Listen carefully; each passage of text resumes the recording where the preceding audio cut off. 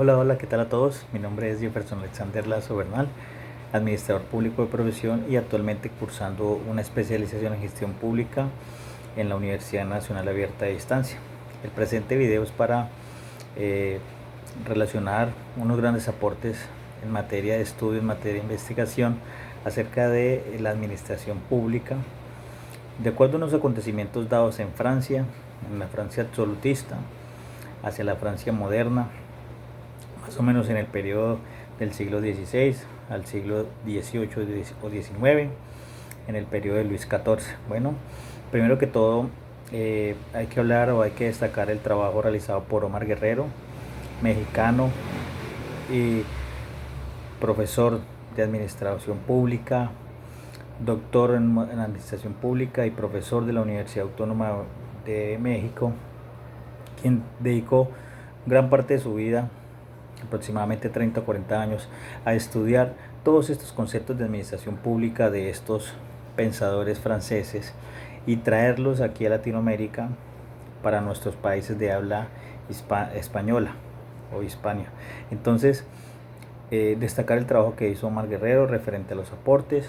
Él pasó su vida estudiando, investigando, traduciendo y todo esto para que nuestros países de Latinoamérica pudiesen introducir estos pensamientos en sus modelos de gobierno, en sus regímenes políticos y en lo que tiene que ver con el constitucionalismo y la institucionalidad. Bueno, en ese sentido, eh, Guerrero destaca el gran trabajo realizado por Jean-Claude Bonin, quien fuese catalogado como el fundador de la ciencia moderna de la administración pública. Bonin no solo estableció la administración pública como una fuerza, como un poder, como una función del Estado, sino que estableció la administración pública como una ciencia de estudio en la cual se pudieran contemplar todos los modelos de investigación a raíz de la historia. Entonces nos detenemos en Francia, en el periodo absolutista, en este periodo o este régimen absolutista, conocido como un régimen de gobierno encadenado o enmarcado, por decirlo así, por las monarquías absolutistas europeas. No fue la excepción en Francia a través de Luis XIV, quien empezó a establecer un gobierno basado en el centralismo, basado en el poder de París hacia todo hacia todas sus colonias que tenían por allí. Entonces allí, en este periodo absolutista, surge Bodin, quien fue uno de los primeros teóricos de este régimen absolutista. Bodin empezó a establecer la administración pública en función a la monarquía, en función a las leyes proclamadas por el rey, basadas en una teoría del poder soberano o del poder de Dios. Entonces quien fuese ministro, quien fuese jurista, quien fuese doctor, lo que buscó establecer y promulgar en toda Francia y en sus colonias fue que las leyes proclamadas por el rey fueran encaminadas bajo mandato divino. Entonces, allí lo que hoy conocemos como el poder o la división tripartita de los poderes, allí en Francia bajo este periodo absolutista era asumidos por ellos mismos. Es decir, el rey realizaba nombramientos y despidos de ciertos funcionarios o de ciertos cargos, también promulgaba leyes y también ejercía controles judiciales sobre la seguridad, sobre régimen militar por esta época. Entonces ese fue el primer aporte. Después apareció Turgot, quien fue considerado uno de los grandes pensadores, de los grandes influyentes de la administración pública. Turgot, que también fuese funcionario, Turgot ocupó un cargo denominado intendente en un pueblo llamado Limoges. Limoges fue una zona muy apartada de Francia y Turgot lo que básicamente buscó establecer allí fue la centralización del poder, llegar allí.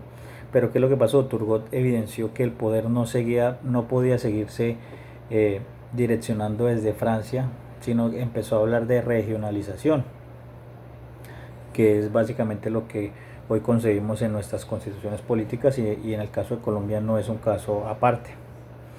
Entonces, para Turgot buscó establecer que el, que el poder público local se fuera estableciendo allí, que hubiese una autoridad local administrativa, que esta misma autoridad estuviera encaminada en función de la construcción de las obras, en la construcción de caminos, en todo el tema de infraestructura, en el tema del recaudo de los impuestos, que estos mismos impuestos fueran retribuidos o fueran invertidos allí en esta misma zona.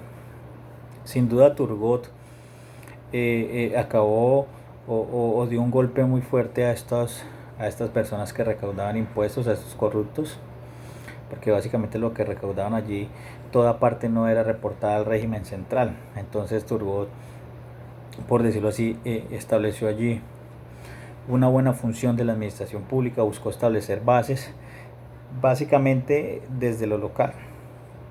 También creó una gran obra que se llama Memoria de las Municipalidades, quienes muchos la consideran como una de las grandes obras del régimen municipal. Y también acabó con uno de los peores estrategias que establecían ayer el feudalismo, que era trabajar en los predios de los terratenientes. Es decir, bajo el sistema del feudalismo, los siervos trabajaban de manera gratuita en los predios de los lugartenientes o de las noblezas o de los cleros, para así mismo generar ganancias. Entonces imagínense ustedes el poder o la función que Turgot estableció allí. Llegó a establecer catastros y todo lo demás. Sin embargo, hay que dejar claridad también que para Luis XIV esto no fue una buena opción, no fue una buena medida, porque Luis XIV llegó a pensar que esto pudiera debilitar su poder o su reino, y que la misma concentración del poder en su reino fuera perdiendo cada día a través de estas, por decirlo así, a través de esta descentralización. Bueno, después aparece Barón de Montesquieu, quien fue también y realizó unos aportes muy importantes a la administración pública, sobre todo de unos hechos antecedidos que ocurridos en Inglaterra a través de la Revolución Inglesa en 1688. Entonces, Barón de Montesquieu ya empezó a establecer y ya empezó a hablar de la división de los poderes. Ya también estableció que si el gobierno o si el poder ejecutivo y el poder legislativo eran direccionados o eran encaminados por una sola persona, pues no podría estarse hablando de libertad, del concepto de libertad. Entonces Barón de Montesquieu también introdujo esto muy importante. Y también el quien es considerado hoy en día como el fundador de la ciencia moderna, Jean-Claude Bonin, que Bonin básicamente, como dije anteriormente, concebió la administración pública como una ciencia de estudio, a la cual hoy en día grandes autores como Guerrero, como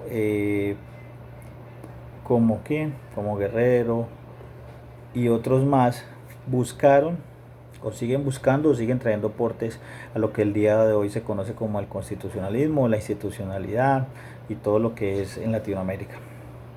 En ese sentido, Bonin ya empezó ya en 1808, ya había pasado la Revolución Francesa, la cual se dio en 1786. Entonces Bonin lo que quiso introducir grandes aportes en la administración pública. Uno de esos fue establecer un código de 120 reglas naturales, lo que hoy podríamos concebir en el Estado colombiano como el Código Civil colombiano. Estas leyes naturales lo que buscaban era encaminar el gobierno y los ciudadanos en función de unos bienes comunes, en función de la función de los bienes comunes de todo un Estado. También hizo una diferencia entre lo que es la administración pública y el Estado. Si bien nosotros todos hacemos parte del Estado, así mismo como el gobierno, el territorio y el régimen político, diferenció la administración pública de este Estado y lo definió como una ciencia en la cual se debe trabajar en función de todos los comunes. También estableció una organización administrativa en la cual debería prevalecerse por jerarquías y también a través de funciones. Entonces empezó a establecer de los ministros, las cortes, todo lo que son los consejos superiores a lo largo de todo un estado. Entonces en ese sentido, todos esos aportes ocurridos en Francia dentro de este periodo de tiempo también surtieron grandes avances en Latinoamérica, y para eso Guerrero introdujo grandes aportes, y para eso también, como lo dijo Casal Jesús en 2010 en su obra El constitucionalismo latinoamericano y la oleada de reformas constitucionales en la década de los 90, este autor también hablaba o hizo énfasis en un síntoma o en un fenómeno ocurrido en Latinoamérica, y fue esta gran variedad de reformas constitucionales. Entonces allí tenemos que Chile en 1989, Colombia en 1991, Perú 1993, Ecuador 1996 y 98 y Venezuela 1999. Esto quiere decir que a raíz de 1800, que fue, o de 1810, que se empezó a dar la independencia en Latinoamérica a raíz de la colonia española, los gobiernos locales empezaron a establecerse reformas internas, ocurrieron guerras civiles, ocurrió también un síntoma de hegemonías militares a lo largo de Sudamérica con Pinochet y todo lo que esto ocurrió con Perón. Entonces, en 1990 empezó a darse este fenómeno de reformas constitucionales.